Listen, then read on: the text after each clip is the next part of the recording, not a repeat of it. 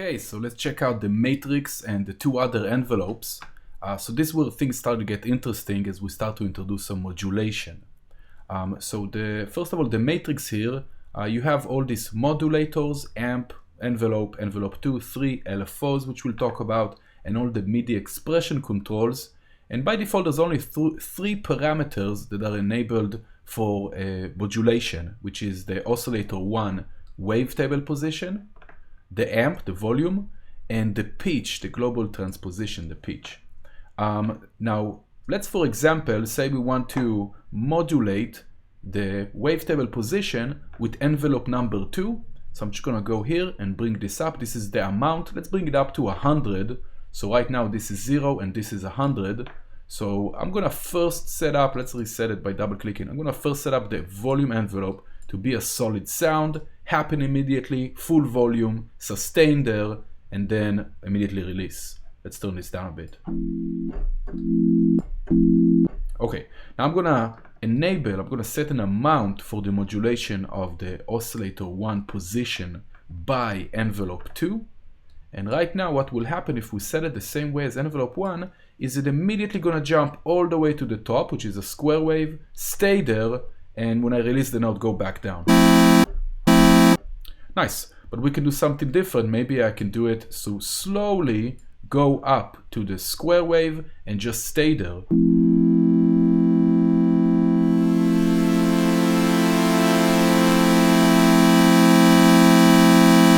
Nice. I can also tell it, let's say shorten the attack, I can also tell it, go all the way up to the square wave and then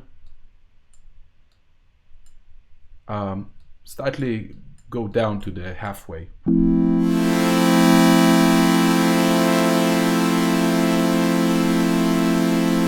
Nice. I can also change the curve. So it's a different reaction of the movement. Nice. And even if I have a release on the amp, I can also add a release here. Oh, no release, and then it jumps all the way down. Nice. Now, if I don't want the 100, if I don't want the top of the attack to be all the way up, there's two ways to adjust it, or the actual range of the modulation. So the peak of the attack will be here instead of here. Or, let's bring it back to 100, we can even change the amount of the attack right here. So it's another way to change the range of modulation. Nice. Now we mentioned this in the last video, the trigger will ignore the sustain. So it's basically just gonna, let's do a long release. Right, it's just gonna trigger the envelope, it's gonna go through the envelope.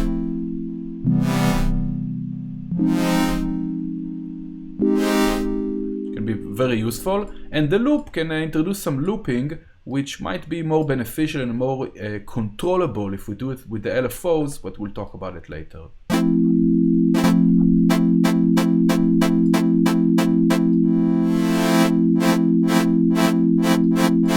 Nice, we can even change the amount, the end amount of the release.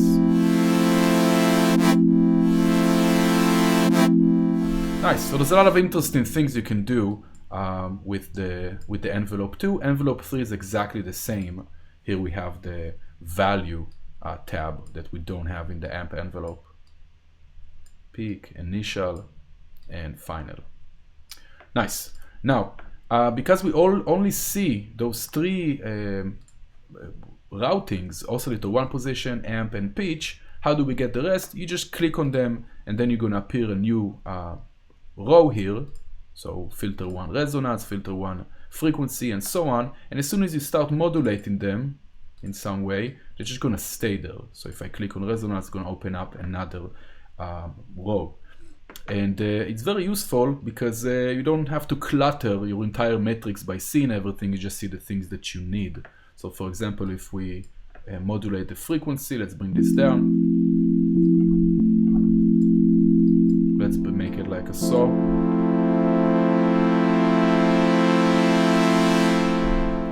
Nice, so we can hear it, we can see the filter move, although they changed it in the beta, so future releases will have the filter actually moving once it's modulated by the envelope and LFOs and everything in the matrix. Excellent, and you can do anything that you want, from panning, volume, the wavetable positions, of course, for both, effects, anything that you click on and you see, you will be able to change it. Some things are not changeable, but you can modulate more things that the things you can't. So it's really great. Even modulating itself, like the actual attack and this decay and sustain, really great stuff. So that is how you route things. You just click on them and then you can decide which one is modulating. If the wavetable is closed, by the way, and you go to the matrix, here you can start modulating, click on the name of the modulator, and it takes you to it, which is very useful. Nice, let's open this back up. Now we also have the global time amount that is also modulatable, and this will make all the modulators react longer or shorter in time. Here we have some on the pitch, let's listen to it on the pitch. So here we'll make it longer, we hear it takes more time, or shorter. So that's the global time, and even that can be modulated, can create some very interesting things. And the amount is the overall modulation amount of the entire matrix. So at 0 we don't get any modulation. It can even double the amount by going to 200. So this will allow you to kind of slowly introduce more modulation, take everything and make it less modulated or more. Very useful control. Nice.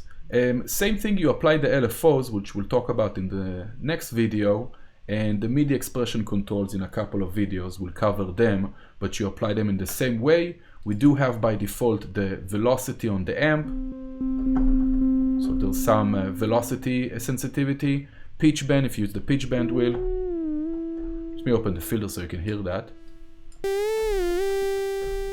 And oscillator 1 position is by the modulation wheel. Can change that. Nice. So that's envelope 2 and envelope 3. The main differences are they're not assigned to anything, like the amp envelope that is assigned to the volume. You can assign them to anything you want using the matrix. And the main difference between those envelope 2 and 3 and the amp is that you can also set the initial value, the attack peak, and the final release stage value as well. Nice. Okay, excellent. So next time we'll cover the LFOs. Catch you next time.